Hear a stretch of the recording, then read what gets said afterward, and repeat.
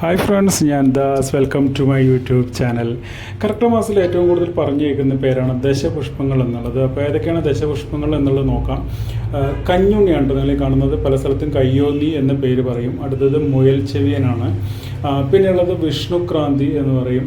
അടുത്തത് ചെറുള ബലിപ്പൂവ് എന്ന പേരിൽ അറിയപ്പെടുന്നുണ്ട്. പിന്നെയുള്ളത് തിരുതാളിയാണ്. തിരുതാളിക്ക് ശേഷം കറുക, ഇതെല്ലാവരും കണ്ടിട്ടുണ്ടാവും, എല്ലായിടത്തും ധാരാളമായിട്ടുള്ളതാണ്. അതേപോലെ മുക്കുറ്റിയും നിങ്ങളെല്ലാവരും കണ്ടിട്ട് തന്നെ ആയിരിക്കും. പിന്നെയുള്ളത് നിലപ്പനയാണ് കേട്ടോ. നിലപ്പനയ്ക്ക് ശേഷം പൂവാങ്കുറുന്തൽ കഴിഞ്ഞ് ഉഴിഞ്ഞയാണുള്ളത്. ഇനി നമുക്ക് ഓരോ ചെടികൾക്കും അല്ലെങ്കിൽ ഈ പുഷ്പങ്ങൾക്കൊക്കെ അതിൻ്റെ ഗുണങ്ങളുണ്ട്. അതെന്തൊക്കെയാണെന്ന് നോക്കാം.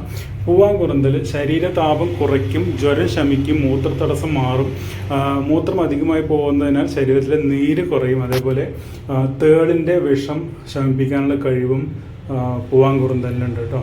അടുത്തത് മുയൽ ചെവിയാണ്. മുയൽ ചെവി പനിയും വയറ്റിലെ വിരയും ശമിപ്പിക്കും. അതേപോലെ നേത്രരോഗങ്ങൾ മാറാനും നല്ലതാണ്.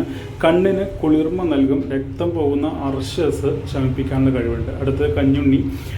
കഫവാത രോഗങ്ങൾ ശമിപ്പിക്കുന്നു, വേദന കുറയ്ക്കുന്നു, തലമുടി വളരാൻ സഹായിക്കും, വ്രണരോപണമാണ്, കരളിൻ്റെ പ്രവർത്തനം ത്വരിതപ്പെടുത്തും, കാഴ്ചശക്തി വർദ്ധിപ്പിക്കും.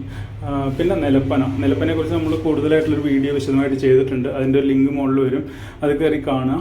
കുറച്ച് കാര്യങ്ങൾ ഇവിടെ പറയാം. മൂത്രരോഗങ്ങൾ ശമിപ്പിക്കും, വിഷശമനിയാണ്, യോനി രോഗങ്ങൾക്കും രക്തശുദ്ധിക്കും നല്ലതാണ്, ശുക്ലവൃദ്ധി ഉണ്ടാകാനും നിലപ്പന നല്ലതാണ് കേട്ടോ. അടുത്ത വിഷ്ണുക്രാന്തി. ജ്വരം ശമിപ്പിക്കും, ബുദ്ധിശക്തി വർദ്ധിപ്പിക്കും, രക്തശുദ്ധി ഉണ്ടാക്കും, തലമുടി വർദ്ധിപ്പിക്കാനും വിഷ്ണുക്രാന്തി നല്ല ഒരു മരുന്നാണ്. അടുത്ത ചെറുള.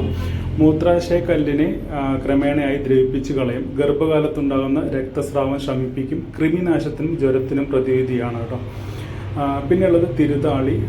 ത്രിദോഷങ്ങളെ, അതായത് വാതപിത്ത കഫങ്ങളെ അകറ്റും, വന്ധ്യത മാറും, ശുക്ലവർദ്ധന ഉണ്ടാകും. പിന്നെയുള്ളത് ഉഴിഞ്ഞ. പനി ശമിപ്പിക്കും, മലം അയഞ്ഞു പോകാൻ സഹായിക്കും, തലമുടിയിലെ അഴുക്ക് കളയാനും മുടി വളരാനും നല്ലതാണ്, നീരും വാതവും ശമിപ്പിക്കും. ഇതാണ് ഉഴിഞ്ഞയുടെ ഗുണങ്ങൾ. അടുത്തത് മുക്കുറ്റി.